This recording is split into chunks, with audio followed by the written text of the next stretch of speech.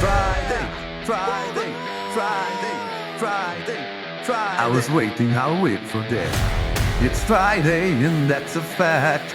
It's Friday fact, yeah! A new fact every Friday.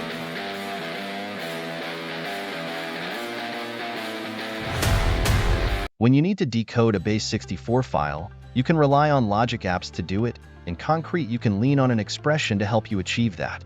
To put it into context, let's say you have a logic app with the trigger when an HTTP request is received, and you receive a Base64 encoded PDF. In this Friday fact, we will use Postman to send that encoded PDF into the logic app. Naturally, what first occurs to us is to decode the Base64 content, and to do so, we will use a compose and the expression decode Base64.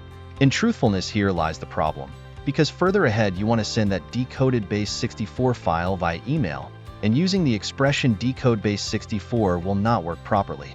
So how can we decode the Base64 file into a PDF? We simply need to use another expression instead of the decode Base64, and that expression is Base64 to binary. But what is so different about these expressions? Decode Base64. This function takes a Base64 encoded string as input and decodes it into its original binary form. It's like taking a coded message and decoding it into its original content. So, if you have a Base64 encoded string, you'd use decode Base64 to turn it back into its binary representation. Base64 to binary. This function is used to convert a Base64 encoded string directly into a binary format. It doesn't decode the string like decode Base64. Instead, it just converts it into binary without decoding it. Think of it like changing the format of a file without understanding its content.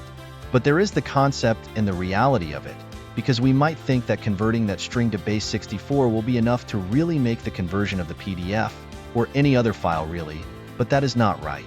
If we do it that way, what will happen is that we will have a corrupted file that will not open, or be recognized, or a blank PDF without content, for example. So, what I recommend is to use the Base64 to binary expression. This way you will be sure that the content you receive will be correctly decoded into the original content, making this process less prone to errors and making life easier. And remember, this approach works on all sorts of files, from PDFs to PNGs, JPGs, or text documents. Hope you have enjoyed this Friday fact, and we will see you in the next one.